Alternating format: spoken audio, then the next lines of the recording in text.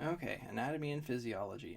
This is not a massively large section, but I really do want to hit in on the basics of what um, the heart does, what makes it a unique organ, and how that turns in, or how we are able to measure the heart in terms of the electrical output that it creates. And there's a lot that goes into that. So here we go. So the coronary circulation, how is it laid out? What's going on? So remember, the epicardium, the outside of the heart, is where the arteries and nerves and everything lay, and it feeds in kind of like tree roots. But everything starts right here at the base of the aorta. So that just as blood comes out of the ventricle, it has that first opportunity to work its way back into the heart and feed those muscles. So on this side here, we have the RCA, so right coronary artery, and that's the one here that wraps. And I like this transparent view because you can actually see how it goes around the back side of the heart. And then on the left side of the heart, you have your LCA, and that comes through here, and it actually branches into two separate pieces. It branches into the left circumflex, and then I use a different name for this, where we actually call this one running right down the front here the LDA. Sorry, LAD, left anterior descending artery.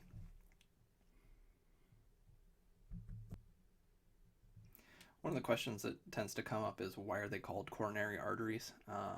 If you've ever heard of a coronation ceremony where the king or queen gets their crown, well, if you flip the heart upside down, you will realize that the coronary arteries circle around the heart in the same way that a crown would sit on someone's head. Hence the reason, coronary. Just to give you a bit more simplified view of the heart with a little less busy work, you have your RCA here in the front, which actually covers this territory through here. Then you have your, well, that's your LCA, your left coronary artery, but your LAD portion is right in through here. And then you have your LCX move around to the lateral side of the heart. As we flip around to the back side of the heart, where you will see the LCX, it was just a small portion on the anterior, but in reality it actually feeds this entire back portion of the left ventricle. Whereas your RCA has continued wrapping around and feeds the remainder of the right ventricle and the posterior part of the heart.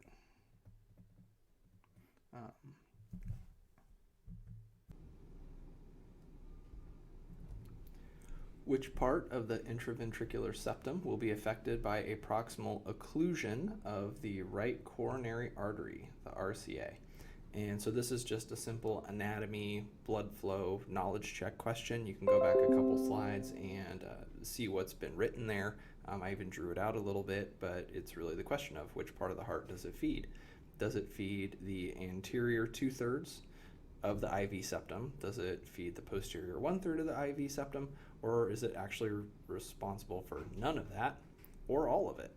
Well, it's pretty much neither one of those, which leaves you with anterior versus posterior. If you recall how the RCA wraps around the right side of the heart and all the way to the back, you'll pretty much be able to right there guess that it is the posterior 1/3 is the correct answer. A patient presents with new onset second degree arterioventricular block that has worsened into third degree AVB. Which coronary artery is most likely involved without doing any kind of testing on this patient? Could you guess? And that's going to be in approximately 90% of individuals.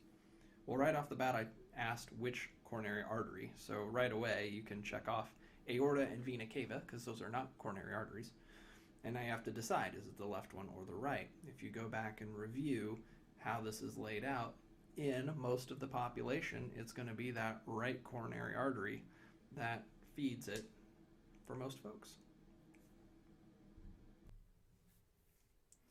So, where does the venous blood go? like every other part of your heart, if you bring oxygenated blood in, then the used up blue blood has to go somewhere afterward. Well, in the case of the heart, we have, of course, coronary veins, but what's really cool is you have something called a coronary sinus that it all collects in, and that's here on the back side of the heart. Basically, what happens is those veins collect together, and then this dumps into the right atrium. And that makes a lot of sense, right?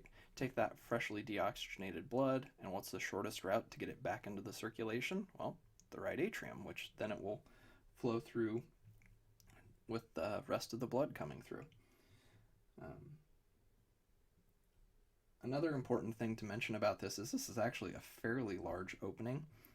Specialty type of pacemakers will actually run the pacemaker through and get to the left side of the heart that way. It's really kind of neat. Just want to make you aware of it.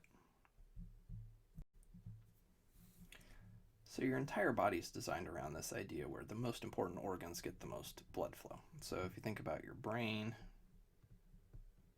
that gets almost 20% of every heartbeat goes there, and your kidneys, those are really important too, but your skin and your toes, not so much. Well, the heart's no different. Even on an organ level, the most important parts get the most blood flow. So if you think about your right coronary artery and your left coronary artery, how much area of the heart they feed, that right coronary artery takes care of basically this big old chunk right here, whereas your left anterior descending really only covers this much area, and then of course your circumflex covers another chunk over here. And that's really interesting to say that even though the coronary arteries are about the same size, the fact that two major pipelines had to be subdivided in order to cover these areas to give them enough blood flow shows how important that left ventricle is. And then if you really look at it, you can see exactly why if you analyze the muscle mass that's involved with it. So if you look right here, how thick that left ventricle muscle is compared to the right ventricle. And then if you really want to get a good idea, look at how thin this right atrium is compared to the left ventricle. And that just shows you the more muscle there is, the more blood flow they need in order to function right. In fact, that IV septum through here is also a pretty big chunk of muscle, and it has to be fed from the front and the back in order to get the blood flow that it needs.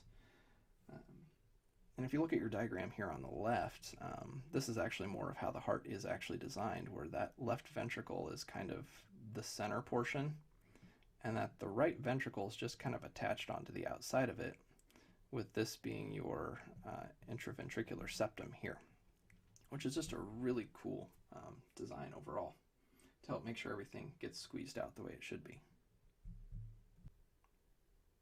So a question that comes up then is, when does the heart get its blood flow based on where these arteries are laying?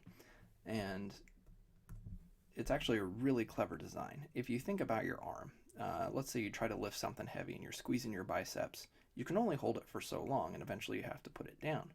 And that's because when your muscles are contracted, no fresh blood flow is going into them, and eventually they just kind of fatigue and give out. Well, the heart is no different. When the heart contracts, blood flow is not actually able to enter, and so it's only during relaxation that blood can flow into the muscles and give them what they need. And so this diagram on the right does a pretty good job of showing it. So during relaxation, and you can see in this picture here where you've got your epicardium, your myocardium, and your endocardium, that when it's relaxed, these vessels are nice and wide, and there's plenty of blood flow able to get all the way down to just to the inside of the heart. Whereas during systole, where you're doing the squeeze, that myocardium has now contracted, including some of that endocardium, and what it has done is narrowed these vessels and pushed all the blood out to this epicardial layer. And that makes sense, right? Squeeze the muscle, pushes the blood out, doesn't allow any fresh blood back in. The reason why this is important is because you need diastole in order for the heart to replenish itself. So if you have a high heart rate, that cuts down on the amount of time, amount of relaxation that occurs, and so it makes it harder for your heart to recharge for the next beat each time. So that's why we like to keep ourselves between 60 and 100. Why we don't like to have ourselves at that maximum heart rate for very long, because your heart will just peter out over time. So keep your heart rates low, keep them controlled, and everything does work quite a bit better.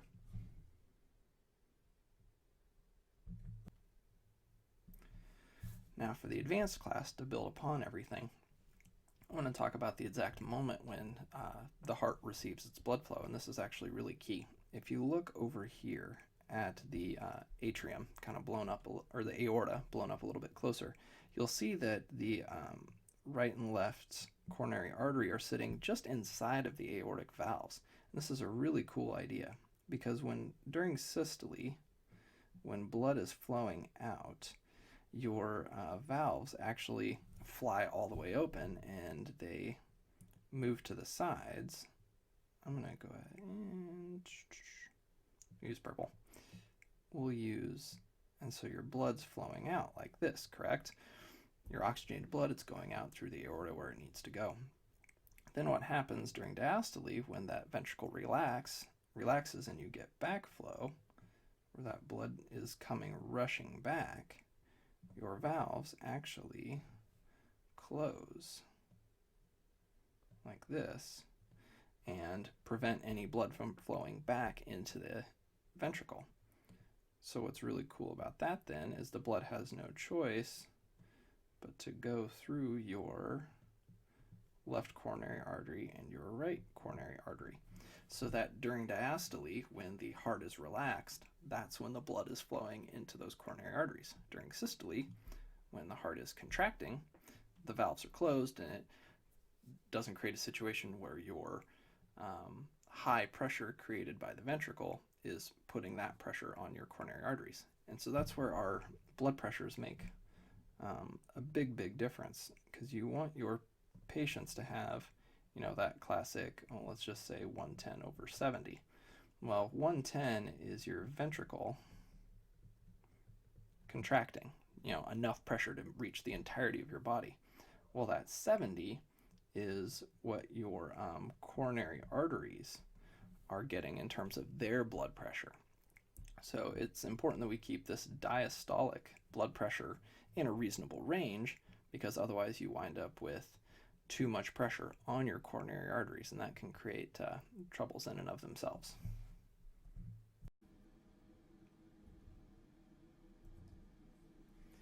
Please identify the following structures. You have your list on the left: SA node, AV node, bundle of His, right bundle branch, left bundle branches, and Purkinje fibers. And of course our letters are on the right side, so let's just go through these. Our sinus node, well, that's going to be E, the little green dot there, of course. So that's your sinus node. Your AV node, well, that's going to be A, correct? It's right there in the center. As for B, well, B actually works out to be your bundle of His. Your C, is that the right or left bundle branch? Well, it's going to be your right bundle branch, so that's C. Left bundle branch then is D, and your Purkinje fibers are G, way down at the bottom.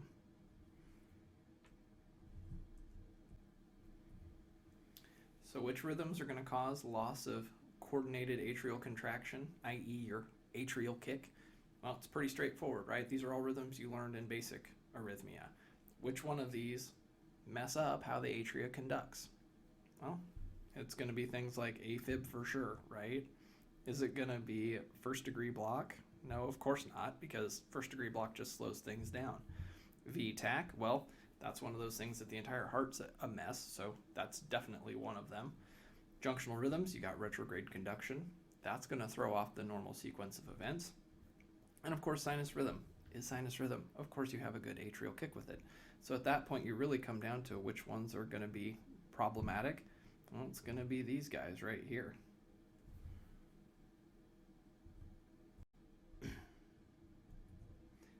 based on size alone, which chamber of the heart has the greatest oxygen requirements? You can do this two ways. You can either look back and review the information, or just go through this list and say which of these chambers is the biggest. Is it your left ventricle that really does all the work for the heart? Is it your right ventricle, which is notably thinner than the left ventricle? Or is it either one of your atriums? Well, it's not going to be either of the atria because those are very small. They're a lot thinner. It's the left ventricle, without any question. That's your big one. So, based on size alone, which chamber has the greatest oxygen requirements? The left ventricle. Your patient has a blood pressure of 185/110, map of 125. Which of these pressures is perfusing the coronary circulation? It can either be your systolic blood pressure, your diastolic blood pressure, your mean arterial pressure, or you can go with the clever answer, which is, it is impossible to estimate the pressure exerted on the coronary circulation without performing a heart catheterization and doing direct monitoring. While D may be the most accurate and probably most clever answer, it's really not the case. Just alone, based on your knowledge of anatomy, you can say that it's going to be that diastolic pressure is the one that exerts the most force on that coronary circulation. And that was the big crux of this question, is which part of your blood pressure affects the coronary circulation? The diastolic blood pressure. That's why we watch out for things like this.